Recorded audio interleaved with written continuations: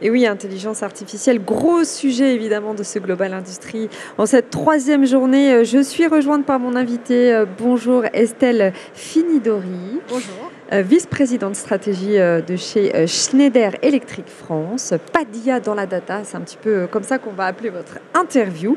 Alors chez Schneider, rappelons, vous transformez la gestion de l'énergie et l'automatisation industrielle avec des solutions d'intelligence artificielle pour créer un monde plus durable. C'est quoi l'enjeu de l'IA? À quoi ça sert dans l'industrie?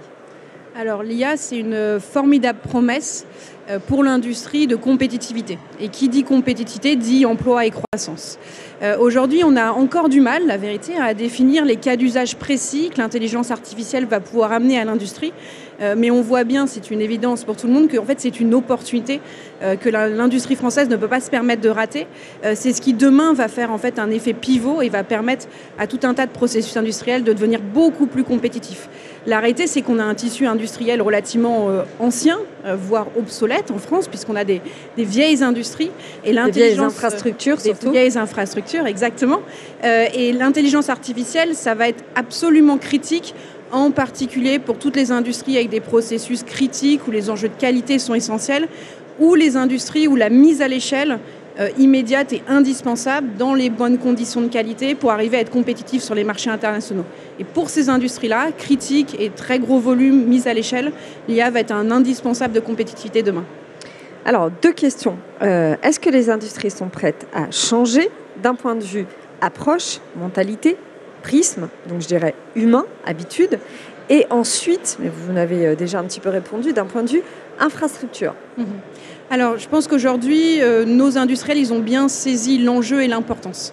Il y a un baromètre de l'industrie 4.0 porté par Wavestone et la BPI notamment qui a identifié que 90% de nos industriels ont des projets. Le problème, et là où le bas blesse, c'est que moins de 10% d'entre eux considèrent que leurs projets aujourd'hui sont un succès. Donc on voit que l'intention stratégique est présente. Par contre, le delivery, le succès est en fait compliqué. Un des facteurs clés pour arriver à ces facteurs de succès, je dirais deux d'ailleurs, c'est vos deux questions.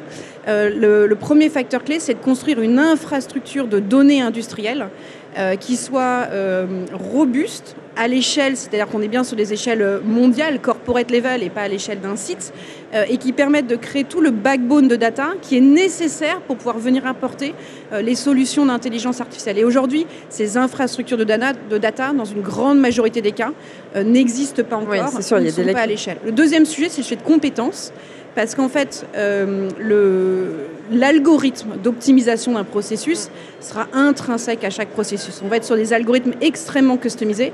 Et pour les designer, pour les créer, il faudra mobiliser toute la compétence et tout le savoir-faire industriel dans l'usine pour travailler avec des data analystes. Et cette fusion des compétences, c'est évidemment un challenge pour tous les industriels aujourd'hui. Et puis peut-être aussi faire monter en compétences d'un point de vue RH. Tout à fait. Alors, c'est un facteur d'attractivité, c'est une évidence. On voit bien que les jeunes se réintéressent à l'industrie. Et parmi ces facteurs d'attractivité, il y a l'idée des métiers de demain qui seront différents des métiers d'hier. On pourra associer savoir-faire des processus industriels et savoir-faire de la donnée. Donc, il y a un gros sujet de formation sur lequel la France est bien positionnée et qui, je pense, sera extrêmement attractif pour les jeunes diplômés demain. Alors, une fois qu'on a fait tout ça, qu'on a dit tout ça, qu'on s'est mis sur le chemin justement de l'intégration et l'utilisation de l'IA, dans le futur, comment on peut se projeter? Qu'est-ce que ça va permettre? Comment on va optimiser justement notre business? Alors, pour une entreprise, déjà très concrètement, un industriel, qu'est-ce qu'il faut faire? Je pense qu'il faut sortir du temps du proof of concept, où on a vu que sur les 10 dernières années, les industriels raisonnaient sur des cas d'usage précis, essayer de démontrer la valeur.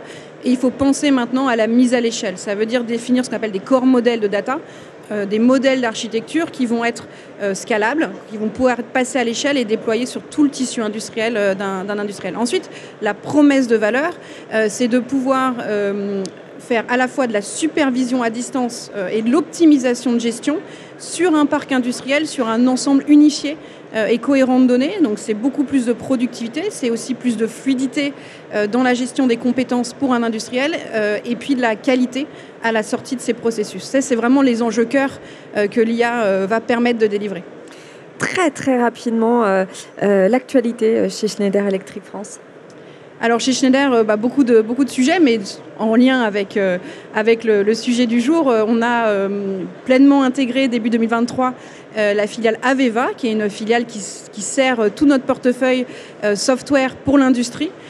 Et l'actualité logicielle pour l'industrie chez Aveva, c'est évidemment l'enrichissement de nos solutions grâce aux techniques d'intelligence artificielle pour aider les clients à beaucoup plus facilement utiliser tout le potentiel de cette suite de solutions logicielles qui part de l'automatisme industriel pour aller vraiment vers de la supervision augmentée.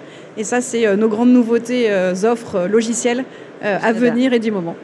Merci Esther Finidori. Je rappelle que vous êtes vice-présidente stratégie chez Schneider Electric France. Merci d'avoir été avec nous. Merci beaucoup. Tech & Co.